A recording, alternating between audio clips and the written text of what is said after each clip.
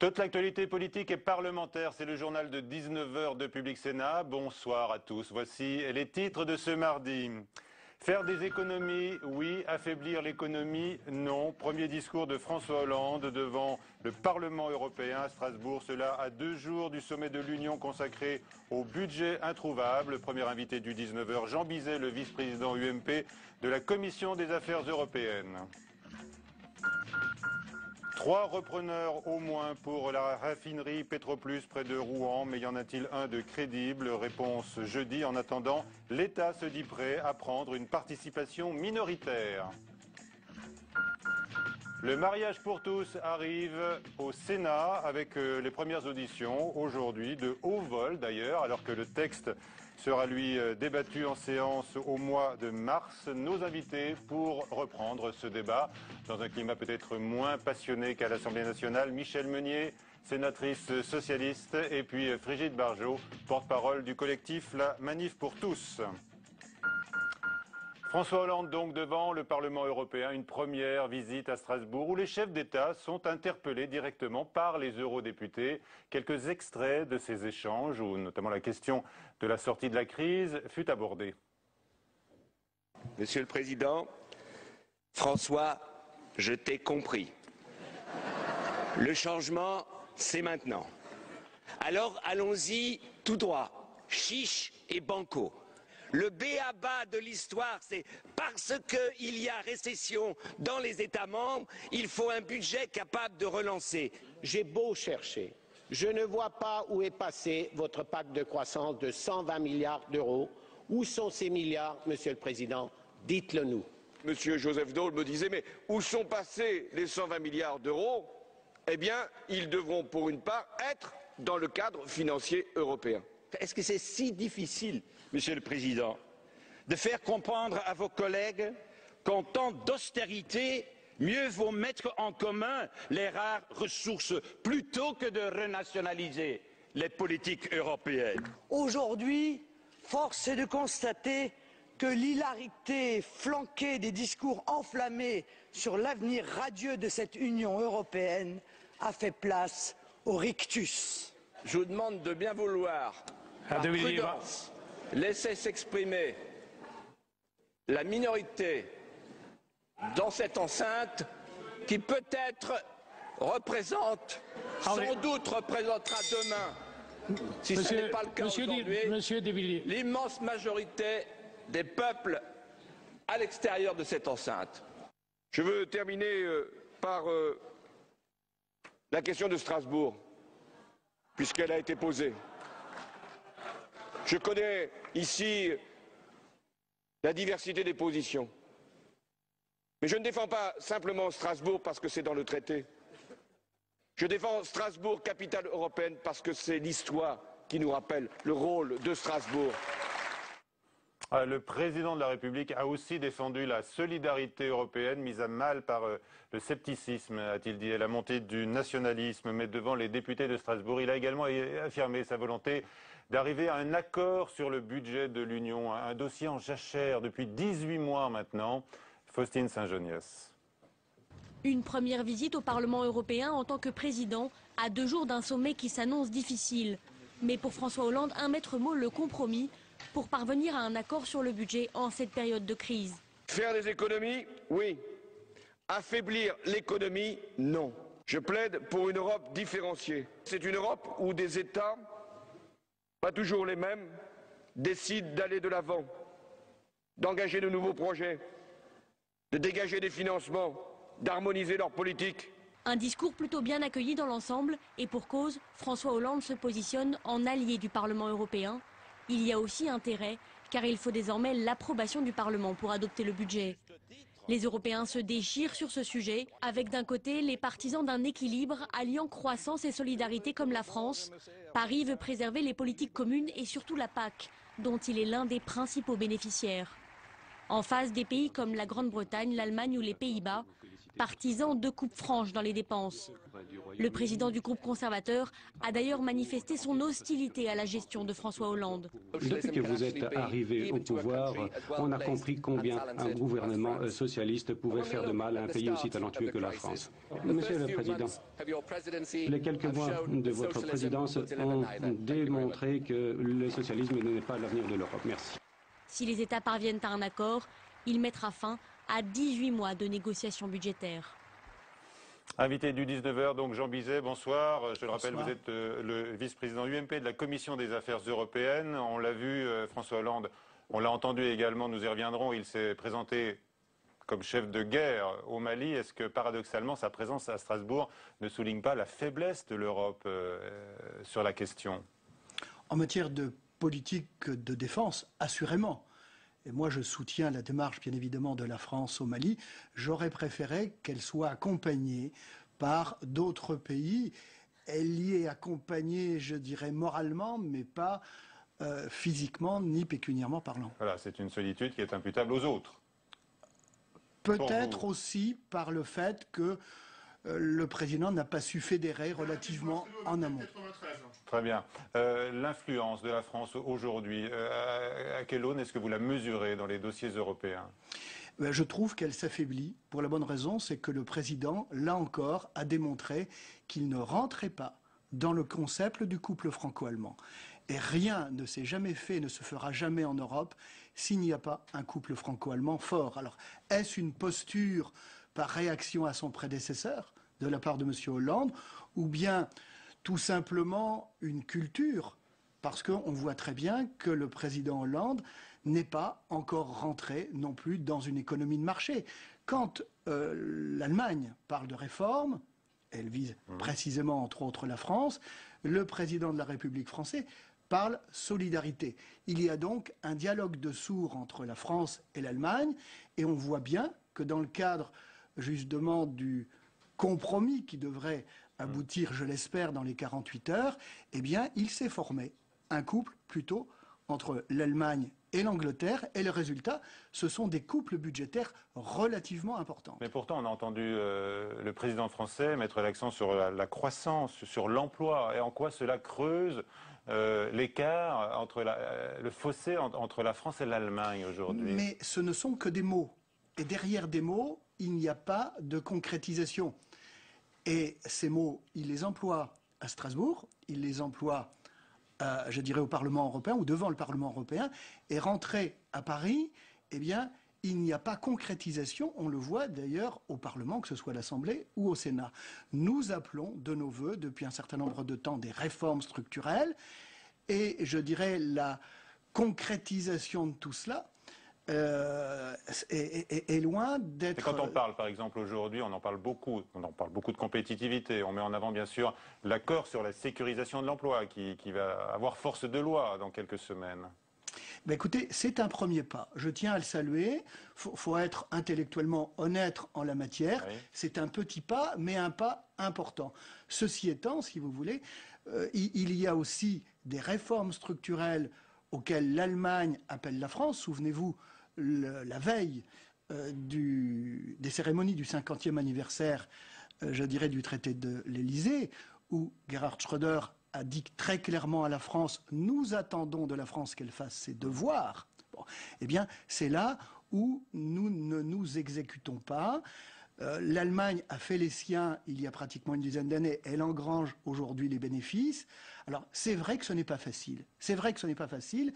Mais aujourd'hui, et je l'ai dit à plusieurs reprises au ministre des Affaires européennes de ce gouvernement a la chance aujourd'hui d'avoir une opposition qui, en la matière, est constructive par rapport à ce qu'elle était hier quand nous étions, je dirais, en majorité. Mais est-ce que l'Allemagne peut aussi recevoir des leçons de la France de temps à autre? D'ailleurs, il ne s'est pas gêné, François Hollande. Mais bien sûr, si vous voulez. Mais c'est ça aussi l'amitié qui doit nous unir. Oui. Nous avons, je dirais, des complémentarités qui doivent être basées précisément sur nos différences.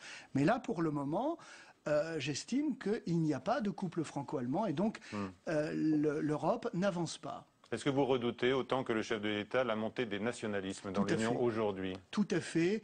Je le déplore. Et c'est précisément parce que nous avons une Europe qui ne fonctionne pas très bien que nous avons la montée des populismes et des nationalismes. D'un mot, est-ce que l'Europe va se trouver enfin un budget communautaire?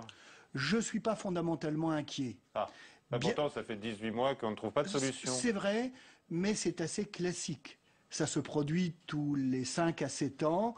Par contre, je crains que, en ce qui concerne la politique agricole commune, en ce qui concerne les fonds entre guillemets structurels, le compte n'y soit pas. La France affiche une volonté inflexible de garder sa politique agricole notamment. C'est vrai, mais nous allons avoir une coupe sombre pratiquement de 20 milliards et sur les fonds structurels à peu près de 60 milliards. Et ça, c'est regrettable. On ne peut pas à la fois demander une PAC forte, des fonds structurels forts et à la fois une modération du budget. C'est la raison pour laquelle, malgré tout, je suis totalement en accord avec le président de la République lorsqu'il dit qu'il faut que l'Europe dispose de fonds propres, de ressources propres. Et je suis également d'accord avec lui lorsqu'il dit qu'il faut que nous ayons une Europe différenciée, c'est-à-dire qui pratique les politiques, je dirais, de coopération renforcée. Ça, c'est 2 points positifs sur lesquels nous sommes en accord. Par contre, nous sommes en désaccord sur beaucoup d'autres points. Bien sûr, vous l'avez mentionné, le début de cet entretien. Jean Bizet, merci. Et c'est au nom des valeurs de l'Europe que la France est intervenue militairement au Mali, a fait savoir François Hollande. Le temps politique qui viendra sera aussi celui de l'Europe, a-t-il dit. À noter une opération coup de poing ce matin contre des islamistes radicaux en région parisienne, avec à la clé 4 interpellations en lien avec une filière djihadiste. Joachim Robe. Rejoindre ces djihadistes, renforcer les rangs des islamistes radicaux. La filière démantelée ce matin avait un objectif clair, aider les candidats français au djihad à partir au Sahel. 4 personnes qui fréquentaient la mosquée de La Haye-les-Roses dans le Val-de-Marne ont été interpellées. Une opération menée par la DCRI sous la houlette du juge antiterroriste Marc Trévidic. Le ministre de l'Intérieur prévient, d'autres interventions pourraient suivre. Il y a plusieurs individus, plusieurs réseaux, plusieurs cellules, plusieurs filières qui font l'objet d'une très grande attention de nos services de renseignement. Souvent des individus qui ont déjà maille à partir avec la justice, pas toujours, qui ont été mêlés à des trafics de drogue, des individus qui parfois se sont convertis à cet islam radical. D'autres coups de filet ont déjà frappé des cellules d'islamistes présumées, comme ici en mars dernier, et les services de sécurité redoublent de vigilance depuis le début du conflit au Mali. Nous souhaitons protéger nos compatriotes et nous souhaitons en même temps insécuriser tous ceux qui ont un lien avec ces filières djihadistes. Actuellement, plusieurs Français combattraient aux côtés des djihadistes au Sahel et quelques dizaines d'autres en Syrie. François Hollande se rendra en Tunisie au mois de mai. Un exemple des printemps arabes, a-t-il précisé aujourd'hui, toujours à Strasbourg. 470 salariés confrontés à Petroplus, à une menace de plan social à Petit-Couronne, donc en Seine-Maritime. 5 offres ont été déposées, dont 2 paraissent sérieuses et financées d'après Bercy ce soir. Les repreneurs éventuels donc avaient jusqu'à 17 h pour se prononcer. Mounir Soussi. Devant la raffinerie de Petroplus, les mines sont pessimistes. La fin du compte à rebours approche pour les 470 salariés. Au moins 3 offres de reprise ont été déposées selon la CGT. Parmi les repreneurs potentiels, un groupe égyptien est officiellement candidat. Toutes les discussions que j'ai avec les repreneurs, les candidats repreneurs, démontrent qu'à l'heure, il y aura plusieurs dossiers. Et des dossiers il y en a un que j'attends qui risque d'être balèze. Donc moi j'y crois. Le dossier Petroplus est sur la table depuis 1 an. Enjeu de la campagne présidentielle, François Hollande, pas encore élu, appelait l'État à prendre ses responsabilités. Ce matin, Arnaud Montebourg faisait une proposition prudente sur le rôle que peut jouer le gouvernement. L'État va participer à la reprise de Petroplus. De façon minoritaire, parce qu'il faut des capitaux très importants pour réinvestir et rendre cette raffinerie performante. Une proposition contre-productive pour cet élu de la région où est implanté Petroplus. L'État n'a pas vocation à prendre en charge les entreprises les unes après les autres, parce que s'il y aura un élément de contamination qui va jouer, il le fait pour Petroplus, il sera amené à le faire pour d'autres entreprises dans les mêmes conditions. Matignon estime que les chances de succès sont limitées. Plusieurs repreneurs sont sur les rangs, des groupes libyens, émiratis et peut-être un iranien. Ce dernier pose un problème diplomatique, Téhéran étant frappé par des sanctions internationales. Il faut respecter les choix diplomatiques du gouvernement, ne pas se mettre non plus là dans la difficulté. En même temps, derrière, ce qui prévaut, c'est la faisabilité économique de tout cela. Fermeture définitive ou reprise du site, le tribunal de commerce doit rendre sa décision jeudi. Emploi toujours, les contrats de génération arrivent au Sénat après les emplois d'avenir pour les jeunes peu ou pas qualifiés. C'est une réponse du gouvernement ciblée à la fois sur les jeunes et les seniors en entreprise. Camilla Campusano. Un jeune avec un senior, une formule emblématique de François Hollande pour lutter contre le chômage. C'est vraiment un projet de loi qui, comme je le disais tout à l'heure, qui réconcilie les générations dans l'entreprise. Dans l'entreprise française, aujourd'hui, tout repose sur les 25-55 ans. Leur taux d'activité est de 81%, alors que la moyenne en Europe, elle est de 77%. Et par contre, aux deux extrémités, les jeunes n'arrivent pas à s'insérer et les salariés âgés n'arrivent pas à retrouver du travail. Un dispositif pour encourager les entreprises à engager un jeune de moins de 26 ans en CDI et garder un senior de plus de 57 ans. Pour y parvenir, c'est la politique du bâton et de la carotte, un allègement de charges pour les entreprises de moins de 300 salariés et des sanctions financières pour les plus grosses compagnies. Des conditions prévues par le texte de loi qui aurait toutefois perdu l'essence du contrat de génération selon certains. Le texte qui arrive chez nous, aujourd'hui, est totalement dénaturé de ce qui se passait au début. Au début, on a parlé de tutorat. Il n'y a plus de lien entre le senior qui reste dans la société et le jeune que l'on va embaucher. Donc, il n'y a plus de lien entre eux. La majorité vise tout de même les 500 000 emplois, un chiffre qui ne concerne pas que de la création de postes. Donc sur 500 000 contrats signés sur l'ensemble du quinquennat, nous on attend à peu près 100 000 emplois créés réellement liés au contrat génération, car on voit bien que à travers la baisse du coût du travail, il y a un certain nombre aussi d'effets d'aubaine qui vont jouer, des effets de substitution aussi, c'est-à-dire qu'on va plutôt être incité à embaucher un jeune plutôt qu'un moins jeune. Coût de l'opération, environ 2 milliards d'euros sur le quinquennat. Une dépense pour l'État, mais aussi une injection de fonds dans l'économie. Une enquête pour abus de biens sociaux ouverte par le parquet de Paris sur la gestion du groupe R100 Média. Cela juste avant sa reprise par Bernard Tapie et les héritiers du papivore. L'enquête a été ouverte à la suite d'un signalement d'Arnaud Montebourg, ministre du redressement productif. Les enquêteurs de la brigade financière vont s'intéresser notamment à des flux financiers suspects dans le groupe de presse qui détient notamment la Provence. Une salle de shoot à Paris, Matignon, vient de donner son feu vert pour une expérimentation, une première en France. Des associations d'aide aux drogués se disent satisfaites. En revanche, les riverains de quartiers où se concentre le trafic sont inquiets, même si on ignore pour l'instant le lieu où cette salle de shoot sera implantée. Autre débat aujourd'hui du Sénat, on parlait à l'instant des emplois d'avenir et des contrats de génération. Devant la commission des lois, aujourd'hui, est arrivé le mariage pour tous. Alors que les députés se déchirent toujours avec force invective, eh bien les sénateurs ont écouté dans un climat apaisé différents intervenants qui ont situé le débat à un certain niveau. On le voit avec Nathalie Guillouard. Au Sénat, loin des invectives du Palais Bourbon, le temps des auditions a commencé. Une première journée marquée par la présence d'éminents spécialistes visiblement satisfaits d'avoir pu développer leurs propos. La commission du Sénat m'a accordé, comme vous autres, je suppose 1 heure, alors que dans mon souvenir, quand j'ai été reçu à la commission des lois de l'Assemblée nationale, nous étions 5 pour 1 heure. Donc on avait un temps extrêmement limité. La sociologue Irène Théry, déjà auditionnée à l'Assemblée nationale, n'a pas parlé aujourd'hui du mariage pour tous, mais de l'adoption. L'avantage de la deuxième chambre, poursuivre la réflexion de ce projet de loi. Il n'y a pas de redite entre l'Assemblée nationale et le Sénat, parce que nous pouvons approfondir des questions qui ne l'ont pas été et dont on aperçoit au fur et à mesure de la discussion qu'au fond, ces malentendus sont au centre. Et je crois que le Sénat va avoir un rôle très particulier dans la capacité qu'il aura à démêler ces malentendus sur la filiation. Pour le rapporteur du texte sur le mariage pour tous, le débat n'en sera que plus serein. Ben on verra quand le débat viendra en séance. Je pense que ce sera beaucoup plus apaisé au Sénat. Et si j'en crois les auditions qu'on a eues cet après-midi, on peut voir que le climat était quand même plus apaisé. Je sais, par le rapporteur et Erwan Binet qui me l'avait dit, que ça, des auditions à l'Assemblée nationale avaient été très houleuses. Ici, ce n'est pas le cas. Donc je crois qu'on aura un débat plus serein, plus apaisé et peut-être plus constructif. Les auditions au Sénat ne font que commencer. Durant 3 semaines, associations de familles, sociologues, philosophes et représentations des cultes vont se succéder en commission avant l'ouverture des débats.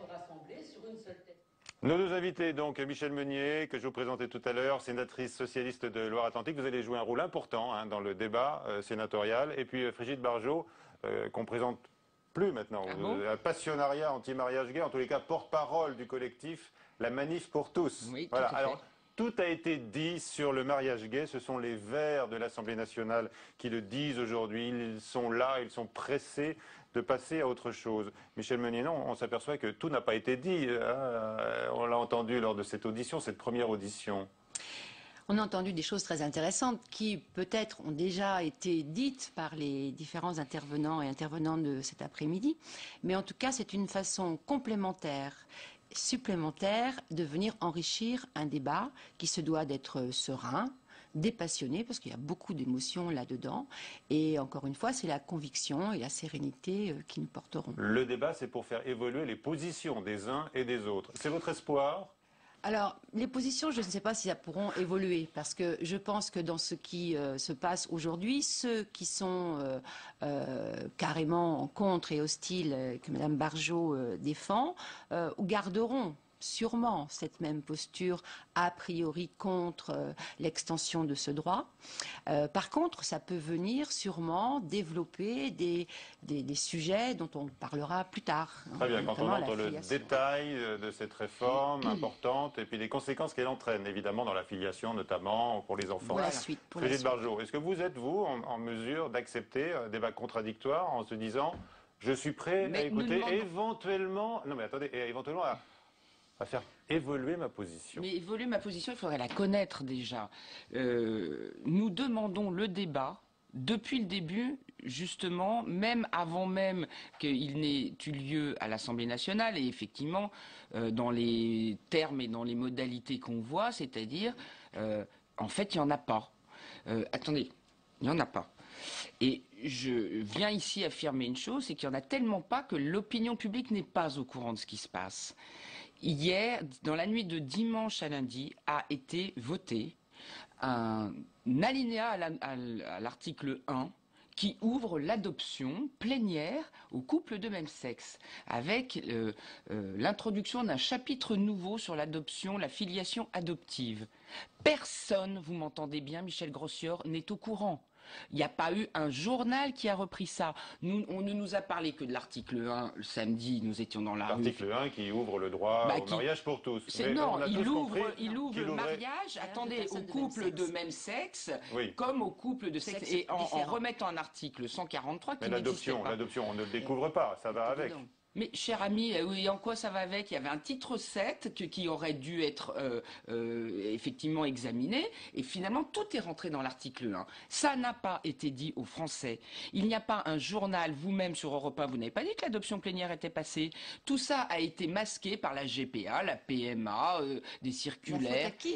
Non, mais pas nous, au gouvernement, avec un Premier ministre qui reprend son ministre de la Famille, etc. etc. Alors revenons sur l'adoption. Alors attendez, c'est justement le cœur. C'est le cœur de notre... Parce que, encore une fois, sur l'union, sur faire couple, il n'y a aucun problème, Madame la sénatrice, et évidemment, l'amour est égal entre deux hommes comme entre un homme et une femme. Ce qui change, c'est le mariage, parce que le mariage en France, le Code civil a institué un mariage qui entraîne une filiation, et c'est automatique, et ça, les gens ne l'ont pas compris. Il y a un abus de langage sur le mot mariage.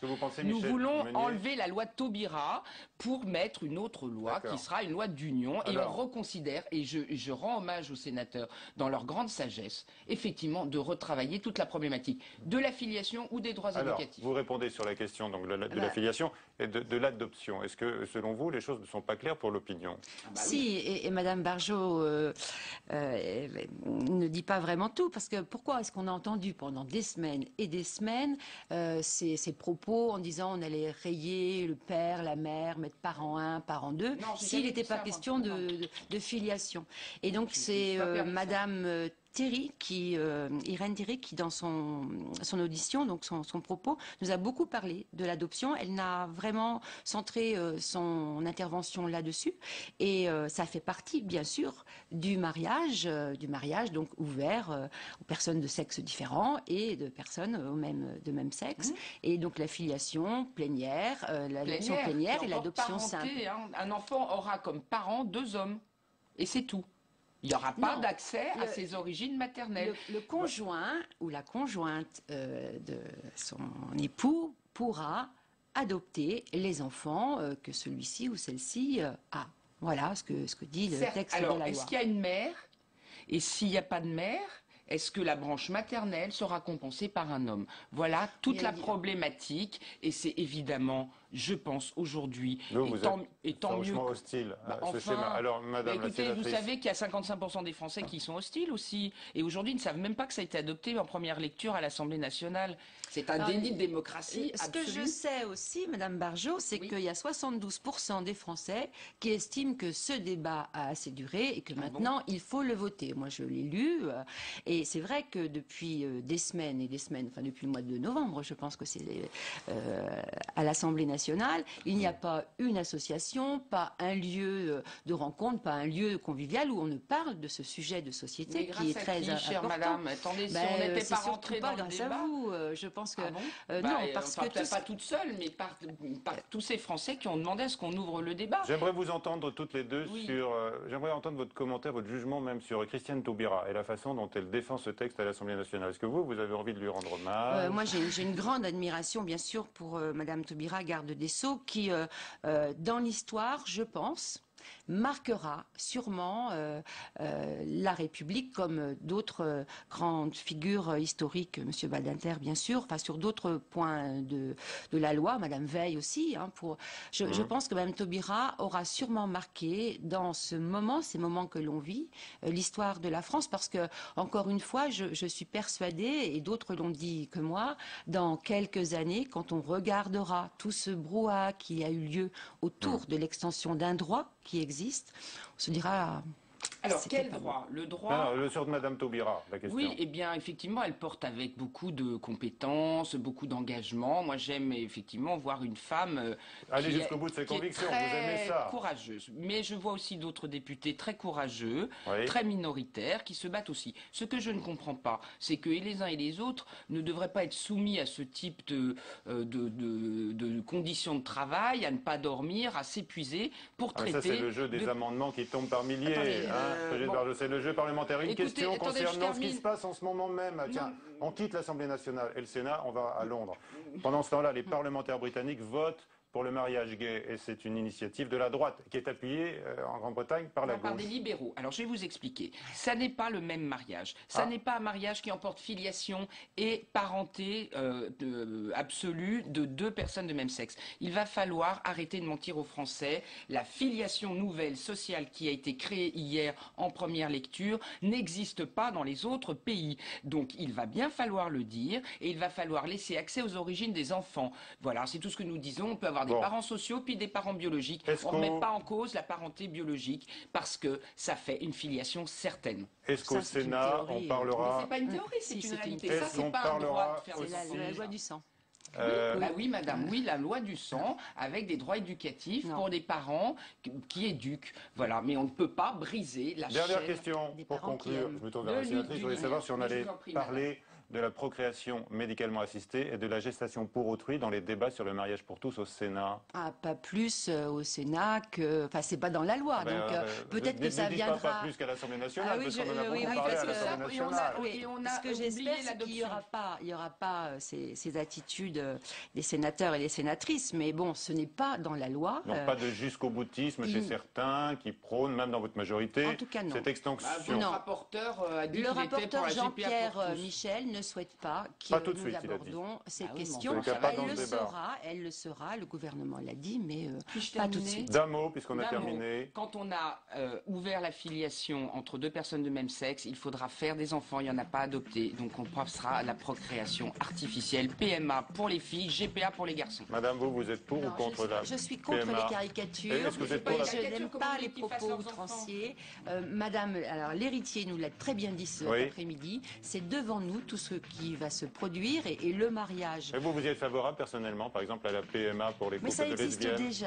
Ça existe déjà pour les couples stériles et bien sûr. Et il faudra l'ouvrir même aux célibataires. Attendez, les femmes iront faire. Alors c'est un débat qui suivra celui sur le mariage pour tous, avec un débat en séance. Donc ce sera au mois de mars, hein, début mars. Merci. Nous, la grande manifestation voilà. Pour demander à ce qu'on rouvre une autre loi le 24 La manif mars. dans la rue, et puis il y aura aussi des manifs des gens qui sont pour le mariage pour tous. Hein. On n'a pas les dates ici. Allez, merci à toutes les deux d'être venues ce soir. C'est la fin de ce journal. Je vous retrouve à 22h45 pour Preuve par 3, notre invité, donc Gérard Collomb. Intervention en Somalie, présence en Afghanistan ou au Mali, jamais sans doute les services secrets français n'ont été autant sollicités. Alors qui sont-ils? Qui sont les hommes ou les femmes qui les composent? Comment sont-ils recrutés, sélectionnés, formés, encadrés, motivés? Eh bien c'est ce qu'on va voir dans le débat de la semaine sur Public Sénat, avec d'abord le portrait d'une légende, un véritable mythe dans le monde du renseignement. Il s'appelle Robert Maloubier et le film s'appelle L'espion qui vous salue bien. Le débat présenté par Benoît Duquesne, dimanche à 10h sur Public Sénat.